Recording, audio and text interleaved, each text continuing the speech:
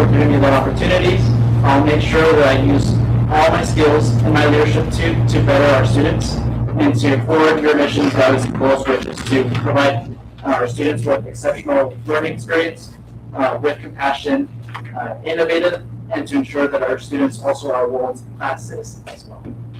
Thank you.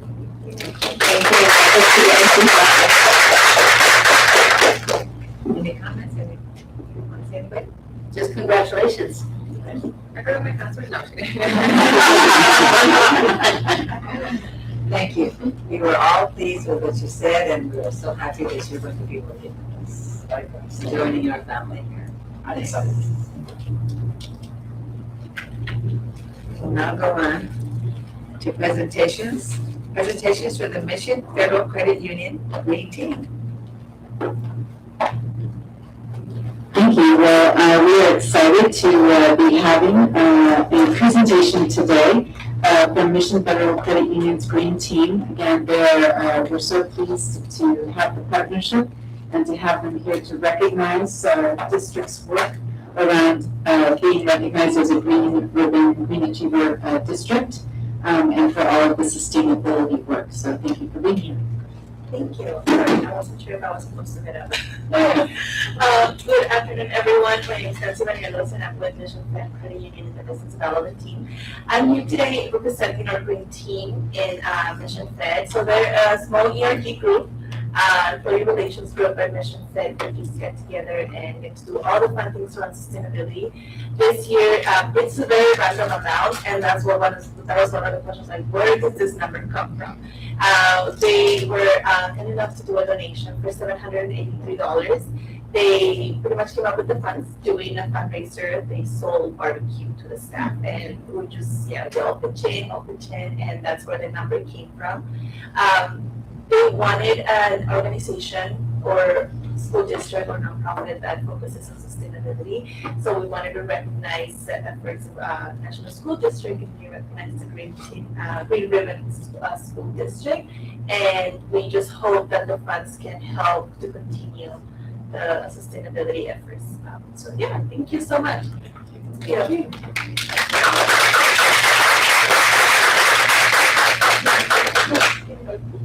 I do have a picture opportunity if I can see this with you.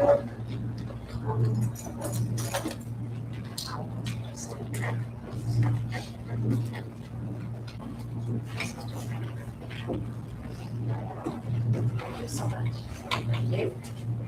Thank you so much for all you do for us. Thank you. I don't want to No, you're my fine. face. There we go. Can you see it? Can you see it? Well, for like 20 years. Everybody comes out, so it's not okay. 1, 2.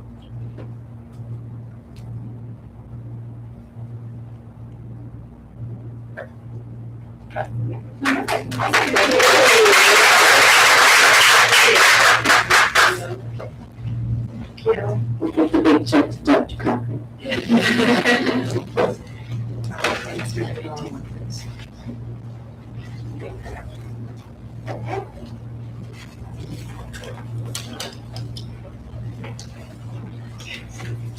We will now introduce and welcome our new employees. Dr. Ramirez. Good evening, everyone. So today, we plan on welcoming 2 new employees. Ms. Sylvia Gallardo, preschool teacher, she just texted me. She had a personal family emergency, but I would like to share a little bit about her.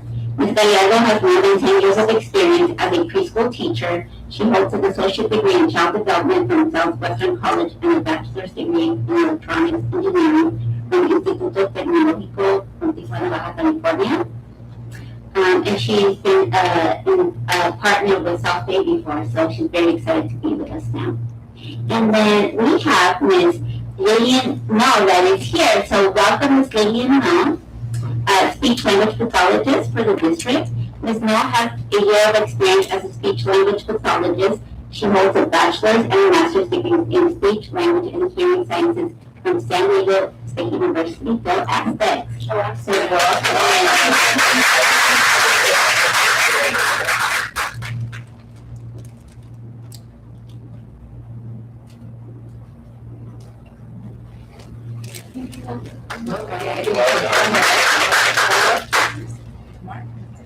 Let's go to the family. Thank you.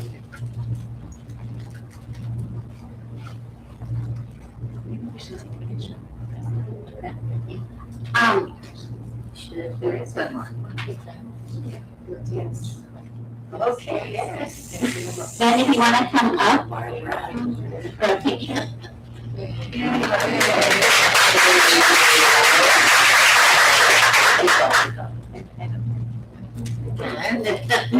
You also get a picture. I'm not gonna let you stand. No back.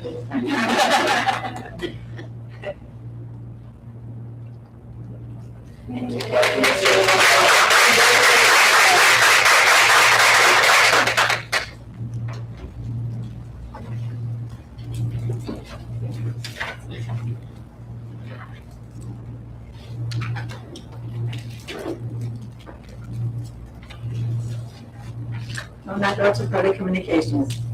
Public communication provides the public with an opportunity to address the board regarding an item on the agenda or other topic. Anyone wishing to address the board shall submit a request for oral communications.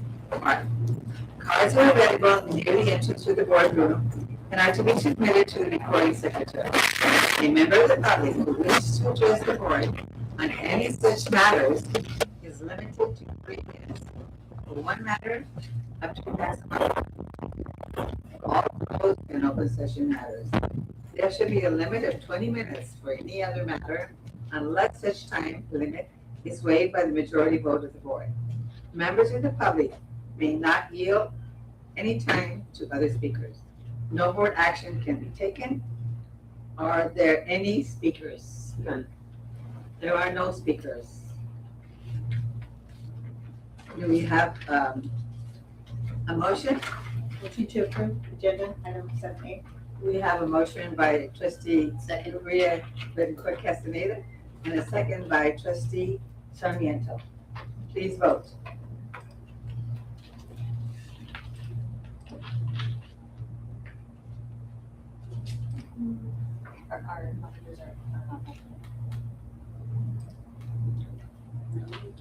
Not voting. Whoever Manuel. Ms. Gates. Yes. Ms. Lopez. Yes. Ms. Sarmiento. Yes. Ms. Betancourt Castaneda. Yes. Ms. Alves. Yes. Item passes unanimously. We have now to approve the consent agenda, routine items of business. All items under the consent agenda are considered routine and will be acted upon in one action by the board. It is understood that the superintendent has recommended your approval for these items. There will be no discussions prior to the time the board votes on the motion unless members of the board, staff, or public request specific items to be discussed or to be removed from the consent agenda. All items approved by the board will be deemed, considered in full, and adopted as recommended. Do I have a motion? Motion to approve. Second. We have a motion to approve by trustee Maria Betancourt Castaneda and a second by trustee Michelle Gates. Please vote. Ms. Gates, is there any discussion? If not, please vote. Ms. Gates. Yes. Ms. Lopez. Yes. Ms. Sarmiento. Yes. Ms. Betancourt Castaneda. Yes. Ms. Alves. Yes. Item passes unanimously. We will now, general functions. I want everyone to know that I attended the Maleo Convention in Los Angeles. I went on the train, which was nice. I've been on a train in a long time. And it was during the time the soccer people were playing. So I think most people were more interested in soccer than in the closed sessions that they had.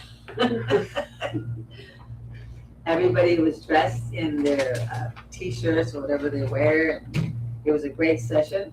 I did attend the AI meeting because I really want to know more about it. Because I'm a type of person that was not in agreement with it in the beginning, but I can see where it's helping a lot of people. And that's why I went to that session, to be able to learn more about it, which I really did, and it was really good. I also attended the meeting about homelessness, which is all over, not just here in National City, but it's the whole country really is homelessness. And what can we do about it? We're trying our best. Every city is trying their best to do what is possible to offering them tents, little bungalows to live in. Even though here in San Diego, we're also doing that. So I think it's really good. Another thing, session that I attended, which is very important to me, was immigration. What can we do? What do we do in case someone comes to our door? We don't have to open the door unless they have a warrant. They don't have a warrant, we don't have to open the doors. They can't stop us. I know at one time, they were down at the Bonita Plaza asking people for their status, if they're from here or not, which is kind of scary. I know a lot, not just here, but a lot of our families are afraid to send their children to school. And that's happening here in National City as well, and other places in town. So we do have to be careful. What we have to do is really inform our parents. What can they do? There are things that they can do. There are things that we have to teach them and let them know what they can do. And hopefully that our schools here will also have those kind of meetings, that maybe in the PTA meetings or in other meetings, and let them know. And give out the little cards. I have little cards that I could make copies of to give to the families in case they're still afraid to come. And I want to thank the board for allowing me to go to NALEO. It's a very important meeting. I've been in NALEO ever since I became a board member. And you actually really learned a lot. They've got some great speakers, and you get to ask some really good questions. I ask a lot of questions, so that's really good. I want to thank you again, the board, for allowing me to go to NALEO. Thank you. That's it. We'll go on with our meeting now. Handouts? Do you have? Actually, I did have hound dog, I was gonna say, handouts, and I forgot it. They're little soccer balls. I brought one for everyone, and they're, should I tell you what's in them? Sure. You guys wanna know? They're lip balms. Oh, are they? Oh, And I will bring them and give you each one of them. I thought you were gonna say your grandchildren. No, they gave out soccer balls, they gave out teddy bears, they gave out everything. And then towards the end, they said, take as many as you want. So I did. So all my grandkids have a teddy bear. Thank you so, yeah, I'll bring them next time. Everyone is gonna get one. It's a little soccer ball. It's like put your keys in it, but you can, if you have chapped lips. Or you can just use it as. So no brochures or information on. You want to go on the tour? I didn't go on. Brochures, you know. Oh, brochures, no, I didn't bring it, didn't have it. No. No. As a matter of fact, the things that they had, they want you to look on your cell phones for everything. But they did do some, because I asked for one. I said, I can't do this without looking at something. So they gave me a whole list of things that were on the thing. Since I'm not very good at technology, they did give me a piece of paper. Yeah, they were very nice. Very good. Any other questions? I know you're waiting for your gifts. We'll bring it next time. So our next item, the next two items, I need to recuse myself. I'm going to step out for a few minutes. You look here, all that. Yeah, run to your home and get the soccer balls. Oh, I don't get far, just across from here.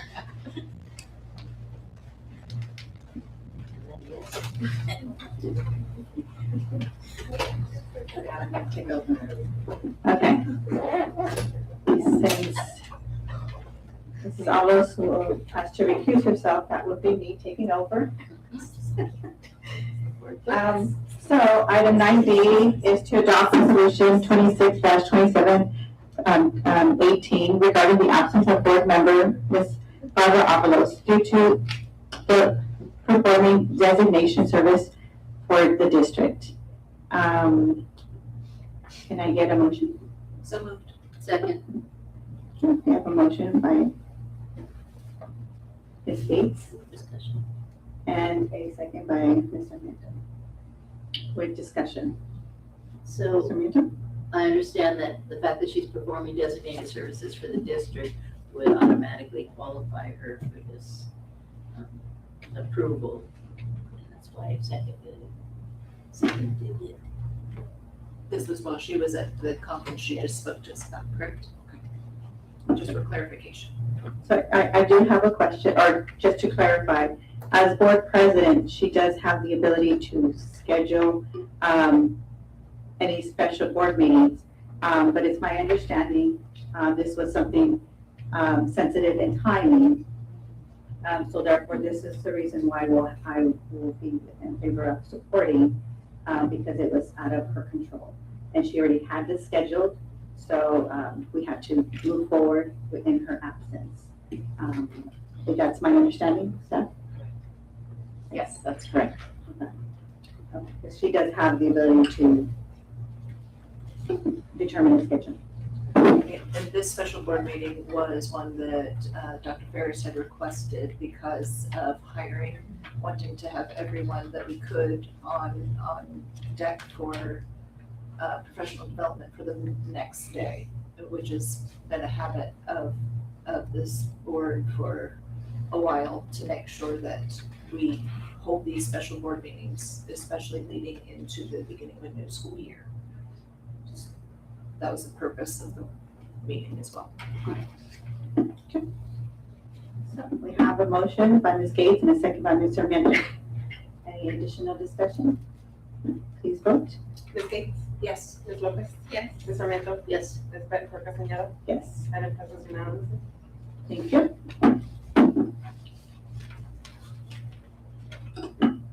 Item 9C is to adopt resolution 26-27.19 regarding the absence of board member Ms. Barbara Avalos due to hardship.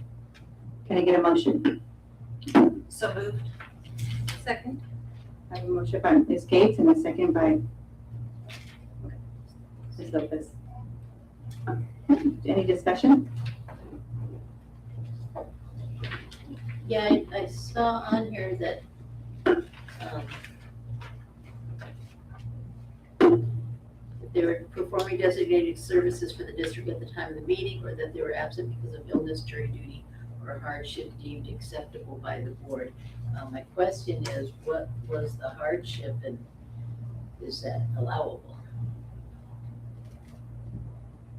I would seek guidance from our HR person regarding where our lines are for public discussion of hardship. So, you're correct on, we said trustee Sarmiento, and for any type of medical what we don't talk about, in this case, it was, something related to a family member. So what type of direction do we take for when it's a hardship as a board? Where do we take our parameters? My understanding was that this was, like you said, an emergency medical situation for a close family member. I do not have any issues with that. I would hope that should one of my children or grandchildren have, or, someone close, that I would be allowed to go and meet their needs without having to defend myself. When it comes to hardship in that situation, I would expect it not to be frivolous. If I was going to Joni's birthday party, I would not say frivolous, she's free, she would but that would not be a hardship. But if she was being taken to the emergency room, that feels more urgent. Well, that wasn't my understanding. My understanding was, she left because a family member was giving birth. I remember years ago missing the birth of my grandson because it was a board meeting night. And I knew it's not a personal hardship if I'm not the one giving birth or delivering the child, so I had to miss it altogether and couldn't go till the next day to see him. But, I can't support this. Are there any additional discussion?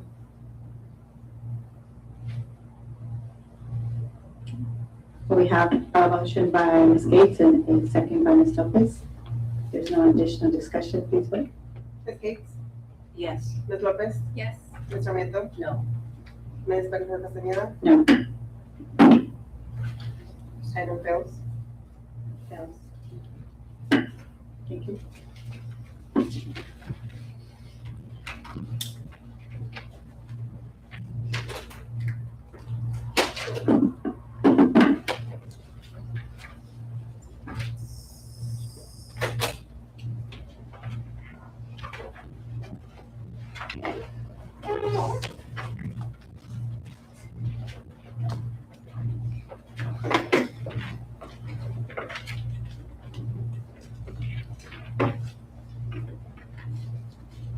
We will approve the minutes of the regular board meeting held on July the 22nd, 2026 by Dr. Laura Villar, Superintendent.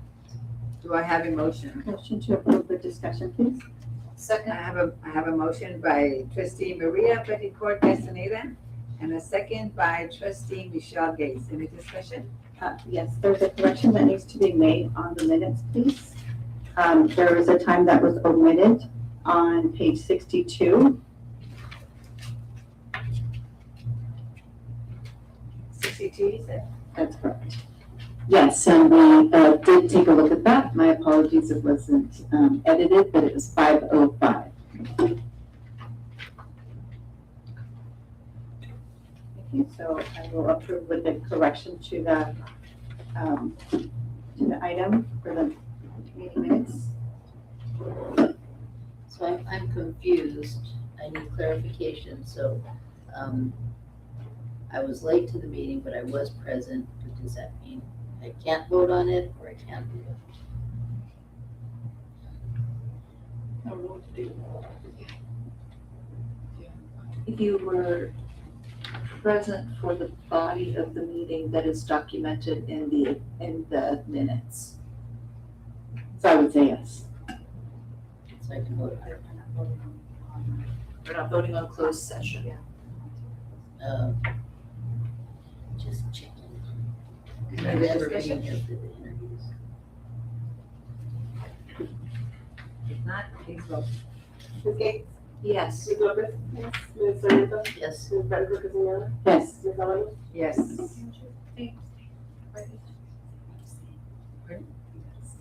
Ms. Alvarez? Oh, I can't vote for myself, okay. I abstain. Item passes 4 yes, 1 abstain.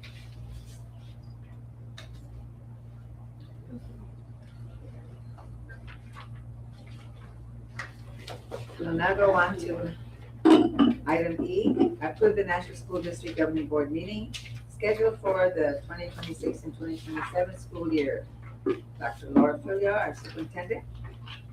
Yes, actually, we do have one correction for this item as far as the dates go, and that is for the December 9th meeting. That actually needs to be changed to December 16th due to the organizational meeting requirement. And so that's based on Ed Code, California Ed Code, for us to have a specific window of time. And so that would allow for it to happen on December 16th would be the date. Do I have a motion? Yes. No, wait. So motion, yes. Motion by Michelle With Gates. discussion. Trustees, Michelle Gates. Second. And a second by trustee Maria Betancourt Castaneda. Any discussion? Yes. Yes. So, December 16th, I will be gone. And I'm going to present a hypothetical in light of the upcoming election, there's the possibility that, and the election information is out at that point, anyone can look on the registrar of voters and see who's running and who's, and all those kinds of things. So, there's the possibility that we could have 4 remaining of us with only 1 new person coming in that day. There's also the possibility that we could have 1 remaining of us with 4 not here that day. And I'm not here that day. And so, just speaking to that hypothetical possibility, not just rotation, but how do we run the rest of the meeting with the potential of an entire new board and the 1 person who possibly may be remaining not available? So, does it have to be December 16th? Could it be December 15th? A Tuesday? It could actually, so the window actually starts December 11th through all the way to December 26th even. So, so there is some flexibility there. So I think that if there's a proposed other date, then we can look at that right now and go ahead and edit that way. We just selected the 16th because it was a Wednesday. And I, like I said, I understand, but it's just, my mother will be turning 80. And so, like, there are things that you do. And one of them is you definitely go and see your mother for her 80th birthday. So, I am requesting the possibility of December 15th, which is a Tuesday, Okay. for that date. I know that that is out of our norm, but, and I know that that would apply for any for all swearing-ins, based on that election cycle. But I'd like to make that proposal. So, I know we've transitioned to doing our only 1 December meeting, but historically, we've had 2 because we have had to conduct business at a time. So if we have to do 2 December meetings,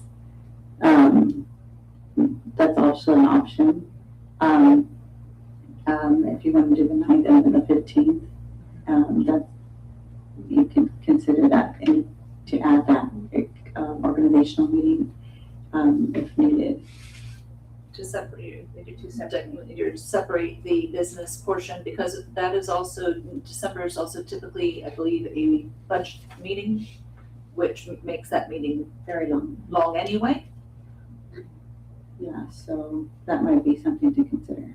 So we were prepared to do all of it on the 1 day, so that part is fine, but it's open to discussion. I think we could insert another one. So we have a couple of options. We could land on a date, 1 date right now. We can land on 2 dates right now, or we could accept it as it is and then bring it back, without the December date, and then everybody can go back and look at their calendars if that's.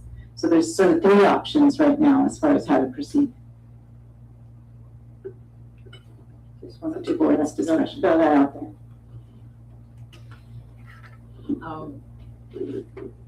Ms. Lopez?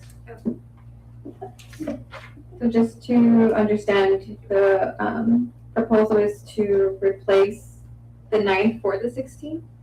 That was the proposal, is to go ahead and have it be on, The 15th. well, yes, so originally we had proposed the 16th, but then trustee Gates is proposing December 15th. Is there a reason for the pushback? For why we would not have a December 9th? Yes, so there's, by ed code, we are required to have this organizational meeting, and it's a specific window. And so that window starts on December 11th through the 26th. Could we have the budget meeting December 9th and keep that and then do a different organizational meeting? That's what we done in We the could. past, right? That's what you said. We could, do a That would be separate best. one, so that way it's not interfering with the business. Mhm. But and then we did kind of make some adjustments. But it was, because it does become a lengthy meeting. Okay. But we've done it both ways in my 12 years of being on the board, so it just depends on how the board wants to do it. So what I'm hearing is perhaps to split it in order to address the length of the time for the meetings. So what are the proposed dates then, December 9th and 15th? Is that what we're maybe considering? That's acceptable to me as far as proposal, yes. I have a question. Yes, trustee Sarmiento, please. Thank you. So, just for clarification's sake, you want us to change it to the 15th so that you can be there? Yes, ma'am. Okay, and why is there a problem if you can't be there? Again, all 4 of these seats are impacted by the election. Okay? And so I'm simply saying that if, by chance, all of the 4 of those seats changed, then we would have no one here who has had any experience. Oh, ye little bit. I'm not trying to speak things into the world. I'm simply saying that truly logistically speaking. And also honestly, I would hate to not be here on the day people are sworn in as part of the receiving members of the board. So the 15th would be the date that if we potentially have new board members, when they would be sworn in. Well, the 15th for any board members to be sworn in, new or old. I don't think it's a problem personally. We've had new board members in the past that were sworn in, and at that time dealt with business, voted on business. And me remembering way back when, didn't know what the heck I was doing. But thought it all sounded good because I read my backup and listened to the presentations. But I can go either way. I think if we're setting the date, I think it would be more appropriate to set it for some time that we know that we would have somebody here that would definitely be here. Well, and honestly, even like I said, for the other side, even if, well, one seat we know can't remain the same. If the other 3 seats are exactly the same, I would still like to be here as part of the board as we swear everyone in, welcome everyone either back or in the first place, and not have that first meeting be one that some of us meet in particular for this particular time would be missing from.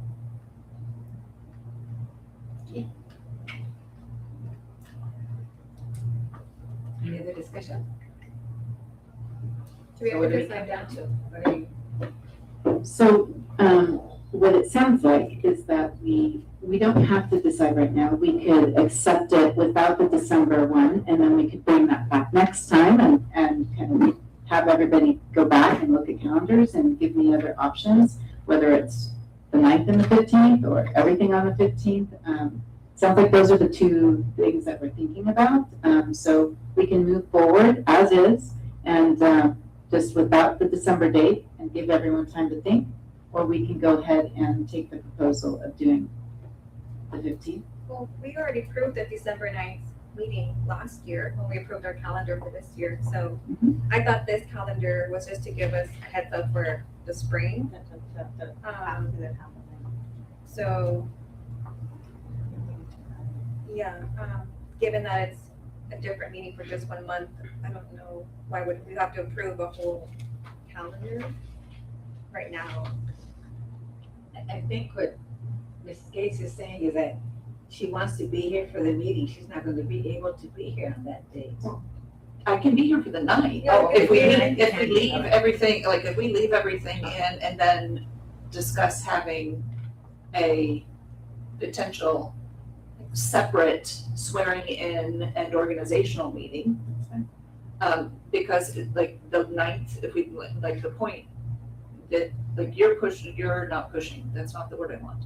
Your suggestion of the option to the 16th was in order to address the swearing in and organizational The component. requirement, yes, If that's not on the 9th, it's not an issue, and we can vote on this as it stands. that's correct. That's what we're saying. I think also the issue was that we were gonna, move the 9th and we'll eliminate the 9th, December meeting and to move it all to a different date. And then we would, completely adjust the calendar for that date. But I think if we were just to add it, then we can come back for a future board meeting just to amend it for that particular, addition, just not, change the 9th. That's what I think. Well, I'd like to make an executive decision and just suggest that we vote on December 9th, accepting that and include the 15th as well for trustee Gates and put and/or Misery here. Trustee Sarmiento has made do I have a motion to? Well, there's a motion already on the floor and a second. So Then make the motion. So as maker of the motion, to accept the meeting schedule as written, with the caveat that December 9th is going to be for regular business, including Dr. Cochran,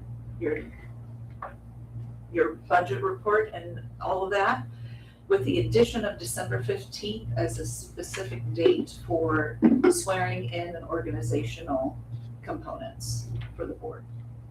I will, as the second, the motion, as the person who made the second, I will accept that. Please vote. Ms. Gates, Yes. Ms. Lopez. No. Ms. Sarmiento, Yes, Ms. Blanford Castaneda, Yes. Ms. Alvarez, Yes. and passes 4 yes, 1 no. Going on with our meeting. Educational services. Approve CT 4388, Express Education Connection San Diego to provide school day music and movement classes. Mr. Schlosser, you will do the presentation. Thank you, President Pavlos. So for several years, NSD has partnered with Arts Education Connection San Diego to provide music and movement classes for our young learners. As part of our broad course of study, this partnership will provide music and movement classes to preschool through first graders at all NSD schools. This agreement is similar to last year's board-approved agreement. Do I have a motion? Motion to approve with discussion. Do I have we have a motion by trustee Maria Bencourt Castaneda and a second by trustee Sarmiento. Any discussion? Yes. Are we, Mrs. Bencourt Castaneda? Yes, I just wanted to know what was the increase that we are facing this year? There's a slight increase of $2,000 from last year's contract of $68,000 to $70,000. Okay, not too bad. Thank you. Please vote. Ms. Gates, Yes. Ms. Lopez, Yes. Ms. Sarmiento, yes, Ms. Blanford Castaneda, Yes. Ms. Alvarez, Yes. and passes unanimously. Going on with our meeting, item, educational services, item B, approve CT 4389 with the Swim Uphill Foundation to provide swimming lessons. Mr. Sir. Thank you again, President Avalos. So sadly, drowning remains the leading cause of death for children ages 5 to 14. The agreement in front of you is with Swim Uphill Foundation, which addresses this safety need.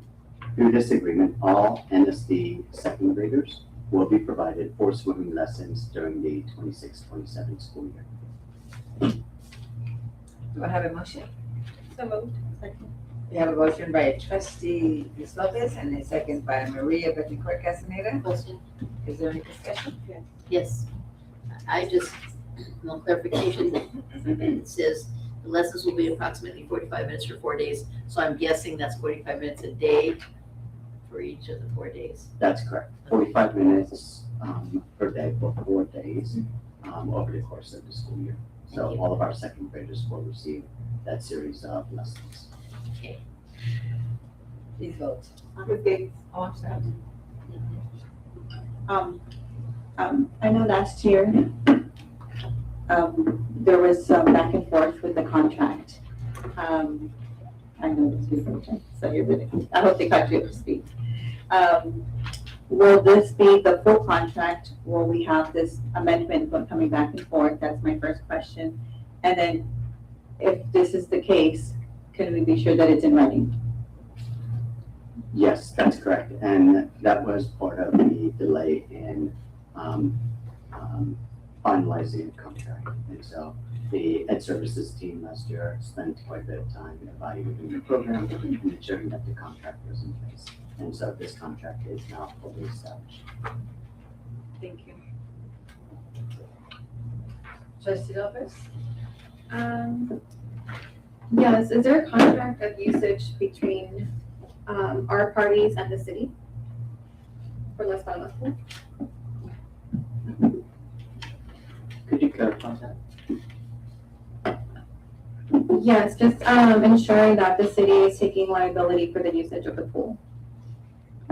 Yes, so Trustee Lopez, as in past, last year, when we really first had our initial agreement with Swimopil, they end up booking the pool and maintaining all of the back and forth insurance between themselves and the city. And then the National School District, of course, this is our contract with Swimopil, but it's our only contract. There's not an additional contract with the pool. Any other discussions or questions? If not, please vote. Ms. Gates? Yes. Ms. Lopez? Yes. Ms. Sarmiento? Yes. Ms. Franco Villanueva? Yes. Ms. Alvarez? Yes. Madam President, unanimous. Going on to the business services.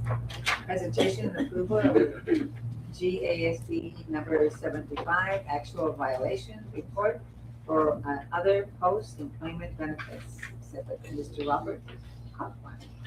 Thank you, Trustee Avalos. So, actuarial analysis of other post-employment benefits obligations by the district is all a component of a very simple concept, which is accurately presenting the financial picture of the district. And today we have Sandy Neihart here.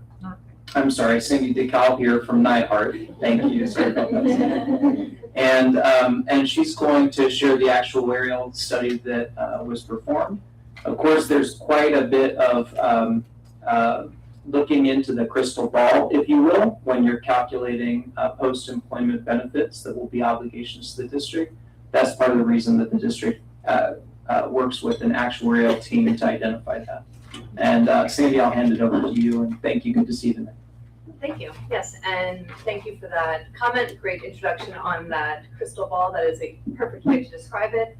My name is Sandy. Thank you for having me here tonight. Today, I will be giving a brief presentation on the fiscal year ending June 30, 2026 GASB 75 results for the district's retiree healthcare benefit plan.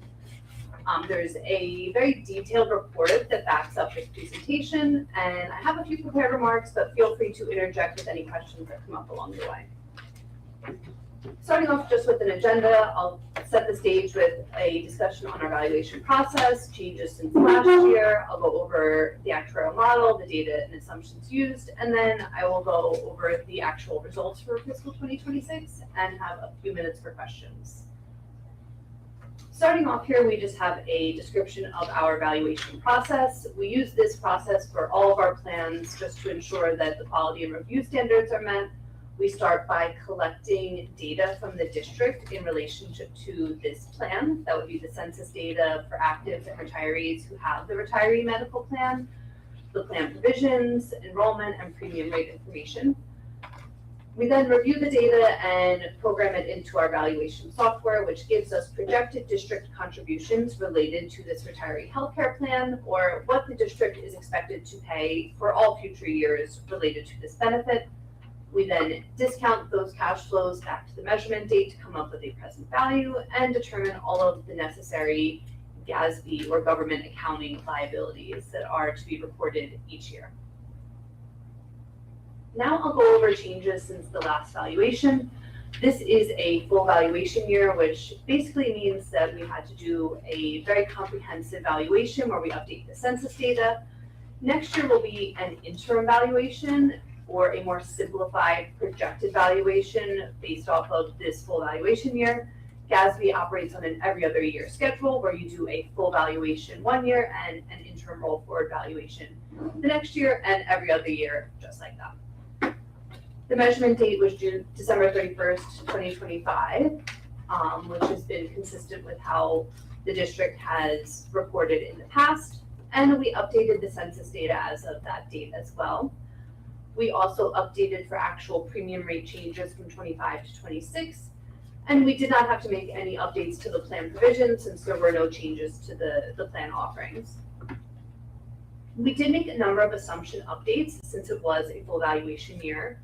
First, we updated the healthcare election rate from 97.5% to 85%. The story there is that after looking at the census data for the past few years, we see that employees aren't taking this benefit as much as we assumed, so we did adjust that down. We updated the mortality assumption to be based on the most recent tables provided by the Society of Actuaries. And we updated the 2025 CalPERS pension plan assumptions, which are the retirement, termination, and salary scale assumptions. The district doesn't have a large enough population to develop our own assumptions for retirement, termination, and salary scale. So we use the entire CalPERS pension plan valuation as a good basis for that. We also updated our healthcare trend rates, which are basically the rates which we assume premiums are going to increase in the future, basically medical inflation. And we updated the discount rate to be updated to the December 31st rate as of the bond market. Now I'll go over some key components to our actuarial model. It is that crystal ball forward looking, and so there are a lot of assumptions and data that go into our model, but I just wanted to highlight 4 key items that really drive the liability. Starting on the right-hand side of the page, we have the benefits offered. So we know that the district pays for a percentage of the retiree-only premium based off of group and years of service.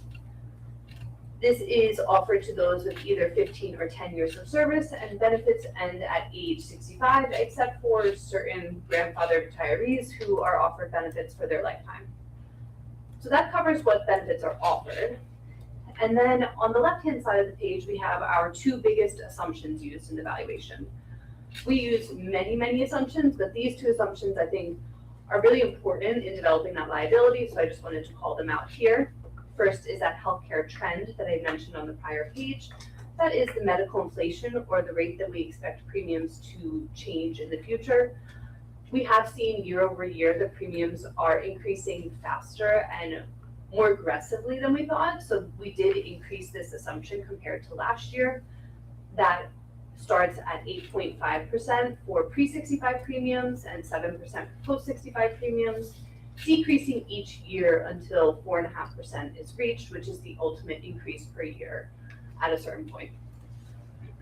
This update specifically did lead to an increase in liability, but you'll see that overall the liability came in less than last year, just because of other factors that we updated. Moving to the bottom of the page here, we have our discount rate update. The discount rate is very important in determining the liability. It did increase from 4.28% as of December 31st, 2024 to 4.83% as of December 31st, 2025. And this update led to a decrease in liability because the discount rate works opposite the liability. The higher the discount rate, lower the liability. So just some key components of the actuarial model. Next, we just have a summary of plan participants. There are about 500 active employees that could become eligible for this benefit in the future once they meet those age and service requirements. There's an average age of about 48, an average service of about 12 for this group. Then we have 76 retirees with an average age of 68. About half of these retirees are over the age of 65, so they are no longer receiving that district contribution, but just something to note. Next, we have the premiums for 2026. These are the basis for the liability amount, and in general, the liability tracks with the premium rates, so the higher the premiums, the higher the liability. The story here for 2026 is that the pre-65 premiums came in higher than expected, which did result in an increase in liability related to the premium update. So that kind of covers the basis of the valuation. I'll go into the results unless anyone has any questions on anything I just covered. Sure.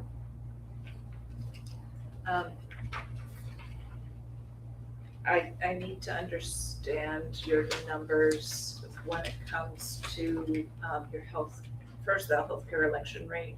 You did say the reduction, you had changed it from 97.5% to 85%. And later you clarified that for the CalPERS pension plan that we're small enough that you used a larger umbrella group. Yeah. Is this number for healthcare election up rate, is that ours or is that the larger, or is that also a larger group? Sure, great question. For assumptions like retirement, termination, and salary scale, the district is too small to develop those assumptions. You need like tens of thousands of lives to kind of develop a full retirement table to say how many people are going to retire at each age. So for retirement, termination, and salary scale, we use the umbrella pension plan from CalPERS. For healthcare coverage election, that is different. There is enough data where we can say, here's the trend that we've seen over the years, and so that is district specific. And basically what we've seen is that either employees are retiring later and not electing coverage because this coverage ends at 65, or they're retiring and not electing coverage at all for various reasons. So what we've noticed for the past, I think, 3 census data updates, so for the past 6 years, is essentially that we see that the 97% doesn't really hold up. That 97% of active employees are not electing coverage, and our standards kind of say, make sure that your assumptions are based on something. So that's why we have to take a look at that data, and we adjusted it down to 85% because we knew that less were taking it, but it's still a very generous benefit. So we do have to balance the fact that it's a very generous benefit. Why wouldn't someone take it? But we're not seeing that come through in the data. So that's the story. And the other question I have, so if I remember correctly, I know this isn't an asking thing, but I'm looking at all of you. So I think 2 years ago, VIVA was at least a 6% up, and then last year was 11%. And so, when we're talking about the raise in healthcare costs, I do find it interesting, which does come to an 8.5 average, I understand that, but to reduce it to 4.5 does not make sense to me, because I don't see why our healthcare would be dropping in what they are making us pay, especially as we are getting older. Like that just is not a rational assumption to me. And I mean, I'm sure that you have math things behind it, but when I'm looking at that, and those are only the last 2 years that I happen to know for sure, not looking back at our trends, which, because also healthcare is something that we're always turning around and going, okay, that's what as a board we're asked to definitely, okay, you're telling us that we can only step up so much in salary, you better pull your weight on healthcare. Yeah. So how can 4.5% be a real expectation is my other question for you. Sure, great question and many fair points, because you're absolutely correct. Healthcare is, for the past 10 years, has been increasing at rates we were never expecting. It's interesting because how we develop an assumption like that is we look at 2 pieces. This benefit will stretch out for 30 years, maybe even 50 years, given your current population. And so we have to look at both the short-term increases and the long-term increases. And we look at different data when we're looking at both of those pieces. So long-term economic theory says that the market or the greater market will not be able to accept rates of, yes. of a week. Yes, exactly. It's a funny way to phrase it because it's absolutely like, we don't accept it, but it's happening in real life. So the long-term theory suggests that the market will not be able to accept a rate of like 8.5 or 7% because that is just simply too high.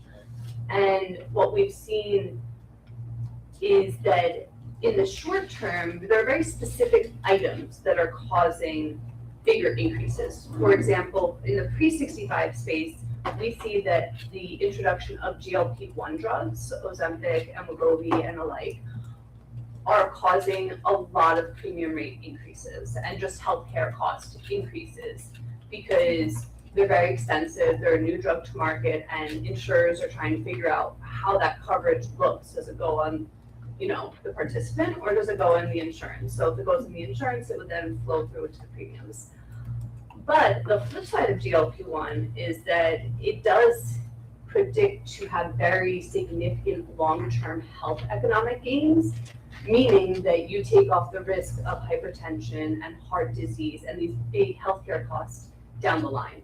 So in some ways, we have to take into account both items, the short-term spike in that sort of drug entering the marketplace, but then also what could happen in the future.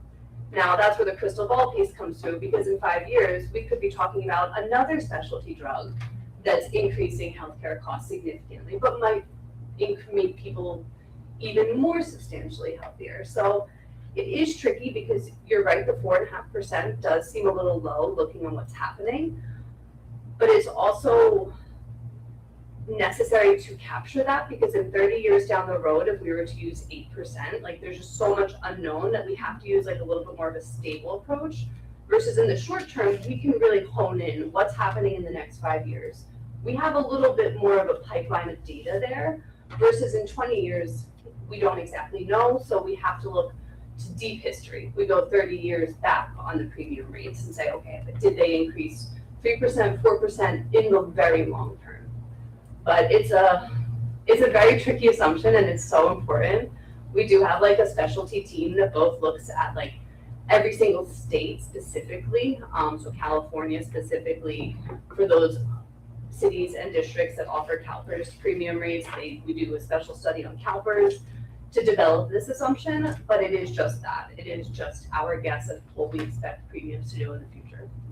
So, but very good observations. Any other questions before I continue on? Okay, moving on to actual 2026 results. So here you can really see kind of what the impact of that trend looks like. This is the district's projected pay-go cost related to this benefit. You see that they start at about 0.7 million and trend up to at most 2.2 million pretty quickly-ish, about 15 years in 2041. That is, as you can see, kind of goes in line with that trend assumption, and then it does level out. This is based off of your current retirees and actives that will retire in the future, and it is based on our assumptions. So it is super variable to the fact of if there are more or less retirements, these numbers could change. If you were to add up all of the contributions for all future years, you would stretch out all the way to 2072, and you would have about 57.9 million in contributions paid. This is the starting point for all of those GASB financial accounting numbers. So we start with those total district contributions of 57.9. We then take the present value using that discount rate and bring that down to 26.2 million as of the measurement date. And then we allocate that to the various service buckets.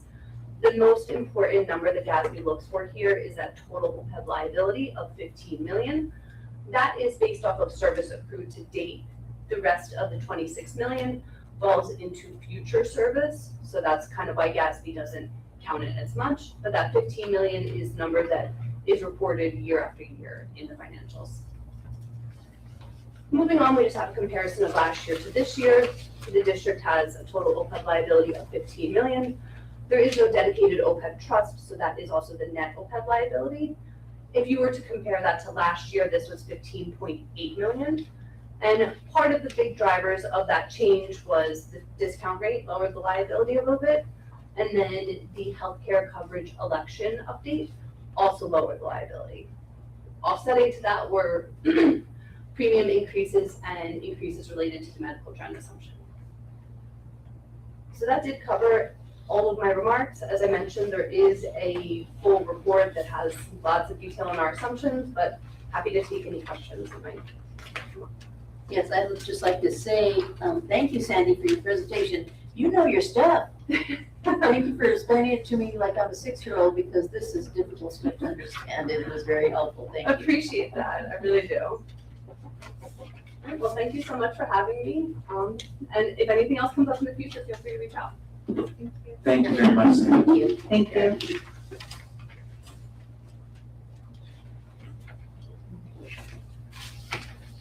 Do I have a motion? To approve. Yes, do I have a second? Second.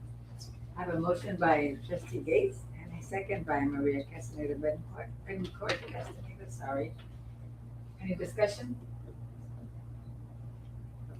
I have No, a question, I yes. do have a question, Dr. Cochran. Yes, ma'am. Just because I'm wondering, what happens if I don't like the 4.5%? What does that do to this? Oh, you know, I'm gonna share with you,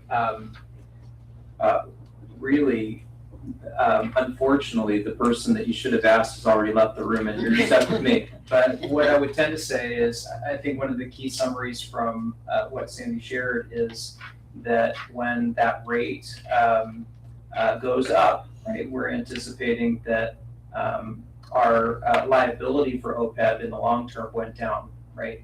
So when you say that you don't like 4.5 as a percent, are you saying you wish it was a different number, higher or lower, because Well, you don't trust the 4.5? Is that what I'm understanding? Yes, I just don't, and so like, the thing is, as far as the proposal goes and or presentation goes, I understand on the one hand that that is something, and I also fully acknowledge this is not my area of expertise. Absolutely get that. But no, like when I think about projecting with that assumption of 4.5% for employees, it just doesn't feel, right now, it doesn't feel genuine. And I mean, if you, and so Let me share with you just a little bit of information that might ease your concern. You know, there is a reason that the school district staff personnel don't take on conducting this. There's not a district out there that I know of that has an actuary on staff, right? This is a professional service as true as there ever was one, right? We have a temporary need, professional service filling it, and no one on staff to do that work. And like you said, I want to be very clear, I am also not an actuary. One of the reasons that an insurance company conducts an actuarial study on how much they should be charging us for whatever insurance it is every year is because that target is always moving. If you're concerned about, you know, the legitimacy or the validity of you know, a rate at 4.5 and whether that made our liability go down too much, and you think that it should be higher, I would say rest assured that that's part of the reason that it's conducted every year. The legislation that caused us to perform an OPEB study every year came about because at one time school districts were able to offer post-employment benefits and never share what the school district was, you know, paying for it. And there was a belief that that shouldn't be the case, that it should be public information, and that's part of how you know, an annual / you know, biannual, there's a 2-year cycle OPEB study came about. For us, you know, we are a pay-as-you-go district, and what that means is every year as part of our general operating fund, we are paying post-employment benefits out of our current operating fund, right? And you'll see in the report that you know, that comes out to about $750,000 annually, right? And when, here's the impact, and this is part of the reason I say, please don't be too concerned, because, you know, as a result of the decrease in the amount of, you know, funds needed projected outward, really it comes out to a savings for the district of about $12,000, right? So what she is doing when she's presenting an actuarial study is not just presenting it as it is this year. Like I said, there's an impact of maybe $12,000 in our favor as a result of this for this year. But when she's projecting it out into the future, it's intended to give the district an ongoing picture of what it will need to pay in the future, which is a problem that we don't have to solve until the future. So the thing about the actuarial study is, perhaps this year you don't agree with the percentage. I'll be very honest with you, I'm not qualified to speak on whether their percentage is accurate or not. I'm simply not. But it's not the only time that you'll have the opportunity to hear what their projections are for healthcare in the future, because every year they'll come back and present a similar study. I don't know if that helps. I'm happy to dialogue further about it. Well, no, it does help. Sorry, I put that in the wrong order. It does help. No, you do not need to we don't need to do that. I just, like I said, when I think about the fact that we've turned around and it's been an 11% increase, and that is always borne heaviest by our family, like employee and families, because employees, when you're by yourself, it's covered. Employee and spouse, covered. Employee and families, they're the ones who are hit with the $300 a month or more increases. And so I just want to, I guess it just hits me every time when we see something like this, that we should be as informed and as honest, not saying anything about honesty on the part of the Gatsby crew. Sure. But what we're talking about amongst us, what does it mean for the people whose lives it affects every time they get a paycheck that's been reduced? And so I guess that's some of what's running through my head, which is bumped into with this. It's not addressed by this. If you could get our insurance carriers to stop. And like she said, at some point we have, at some point saying, no, we aren't going to keep, we can't just keep raising stuff willy-nilly and hope that we pay for it. Something will give at some point. At least that's what we're assuming.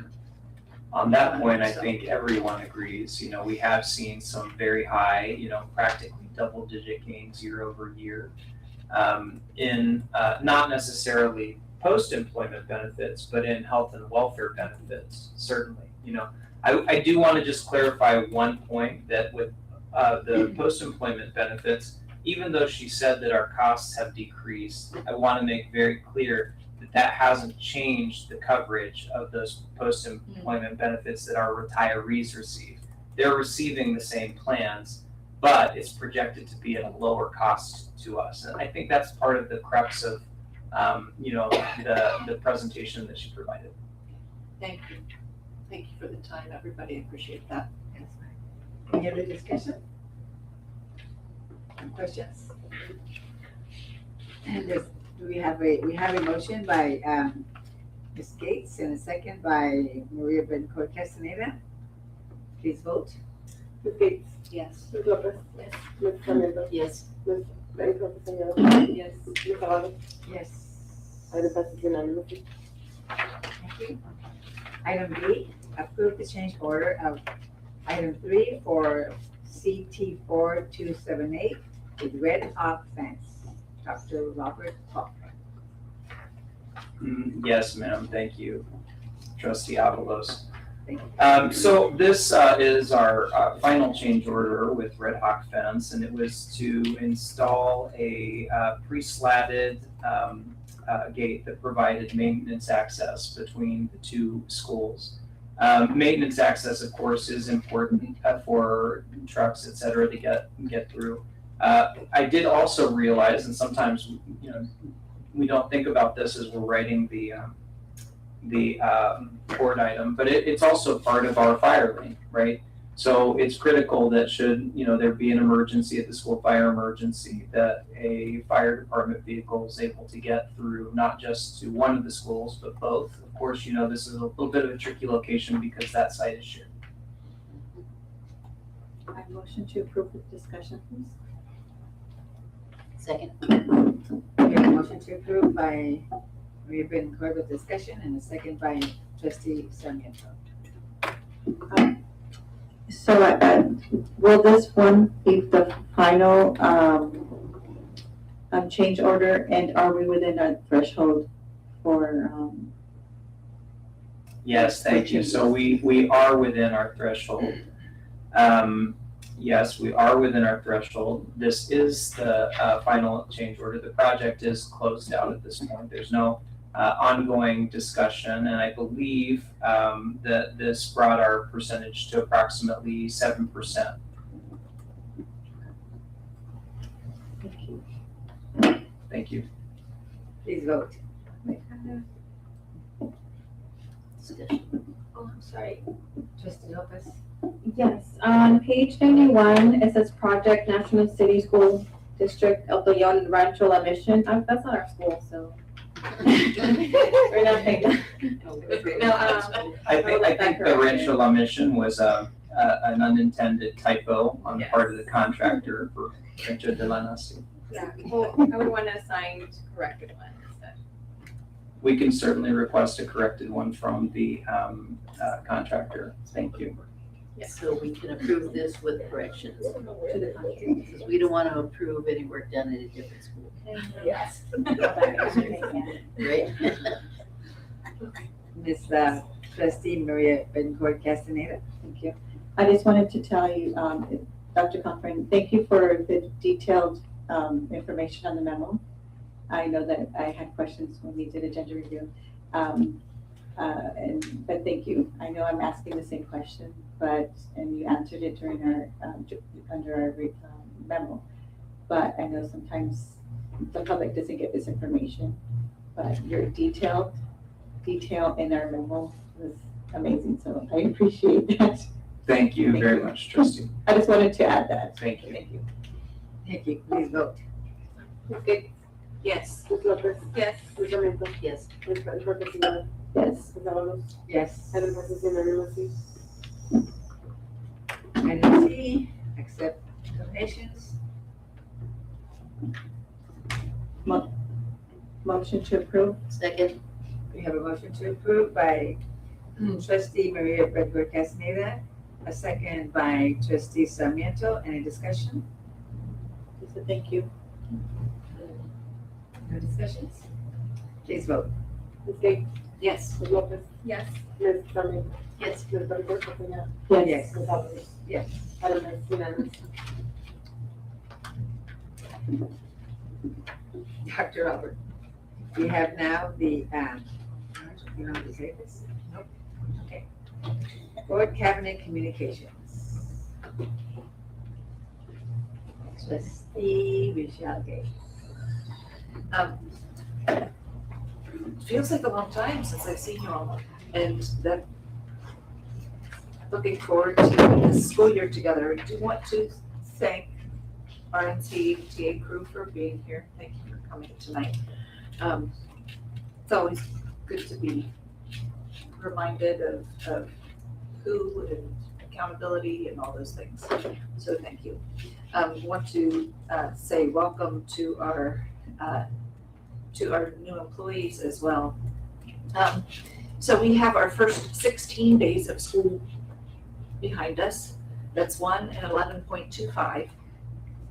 1 and 11.25 of the school year is done, if anybody's really curious about that. Now, the interesting thing with these first days is it is so very foundational. It's everything from the tears and the children who get lost on the way and the parents who are not sure where pickup line is, and it is renewed friendships, and it is missing backpacks, and it is so many different things. It's rules and expectations, where to go, who to ask, Do I have the same friends in my class? Do I not have the friends in my class? Do I still like them this year? It's about fitting in and getting to know people, and especially as you're getting older, seeing who you are. And the new days are very much a joy and a worry at the same time. But mostly they're a lot of groundwork. And so I want to take the time, first of all, like if we are talking about that July break for the 26-27 school year, I want to thank those who were here leading up to teachers and students stepping foot onto campuses and families arriving. I want to thank our custodial crew and our maintenance and organizational crew. I want to thank HR for the work that you do to prep. I want to thank the planning for unrolling curriculum. Like all of that is the groundwork. But I also want to talk to our kids for a second, even though they probably aren't listening to any of us at all. Find your safe people, whether they are friends or teachers or staff, find them. And commit to your everyday, because your everyday is a commitment to you. Show up, ask questions, expect excellence of yourself, expect excellence of your friends, and expect excellence of your teacher. When you need something, pursue it. Advocate for you. And we will continue to work to do our best by you. So good luck in the remaining whatever it is left, 89.70 or 88.75 hundredths of the year. You have a lot of ground to cover, and it's going to be very fun. So thank you. Christy Lopez. Yes, thank you. I also want to say welcome to our new employees. I did attend the back to school night last week at Kimball. It was a really wonderful event to see all the families, and Dr. Lopez last back to school night at one school site. I told him he'll be at all 10 next year, or yeah, soon. Also, thank you to Mission Fed for the donations. And then I wanted to share with my board colleagues that I did notice and had a wondering, and I reached out to our admin team. I was under the assumption that all of our students received a SNAP during the recess, because that's been done in my school sites before. So I did ask staff to look into what would it cost, or what would it look like to have a second chance breakfast for those students who do not get breakfast in the morning, but there's still food available for them to go during recess time. How many will that be left over to do? Could it be all the other students, or could it be students that didn't get a chance to get it? Can they get it later? So I did ask staff to bring that information forward sometime soon, so that we can provide that resource to our students and have that staff for them. And that's it. Thank you. Trustee Sarmiento. Yes, I would just like to say happy beginning of the school year once again. Unfortunately, I'm missing out on back to school night at Palmer Way tonight, my grandson's school, because I'm here. But I think I had a good enough excuse, even though he's gonna be mad at me. But, and welcome, Mr. Esquivel. I'm so glad. Are we fully staffed now? Do we fill almost all the positions? One STC classroom. Okay, just one then. Whew. So we're getting there. That's all I have. Thank you. Trustee Maria Betancourt Castaneda. Thank you.